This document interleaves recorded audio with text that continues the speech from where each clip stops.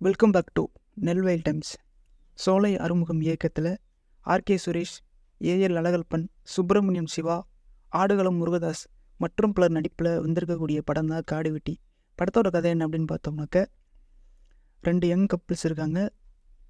அவங்களுடைய லைஃப் பார்த்தோம்னாக்க, அதாவது குடும்பத்தோட அனுமதியோட ஒரு கல்யாணம் நடந்தால் அவங்களோட லைஃப் எப்படி இருக்கும் அப்படிங்கிற மாதிரி ஒரு போர்ஷனும், அனுமதியே இல்லாமல் மற்றவங்களோட தூண்டுதலில் ஒருத்தர் காதல் பண்ணி கல்யாணம் பண்ணாக்க அதில் ஒரு அரசியல்வாதி எப்படி இன்ட்ரப்ட் ஆகி அவர் எப்படி மிரட்டி அவரோட வாழ்க்கை எப்படி இருக்குது, கிளைமேக்ஸில் என்ன நடக்குது அப்படிங்கிற மாதிரியும், 2 பேரோட வீட்டோட சம்பவத்தோடு நடந்தால் அந்த வாழ்க்கை எப்படி இருக்குது அப்படிங்கிறதையும் இந்த படத்தில் தெளிவாக சொல்லியிருக்காங்க.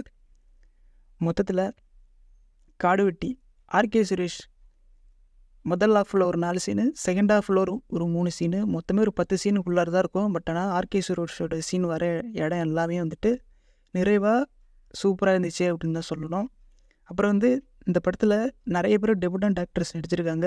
எல்லாருமே யாருமே புதுசாக நடிச்சிருக்காங்க அப்படிங்கிற மாதிரி இல்லை.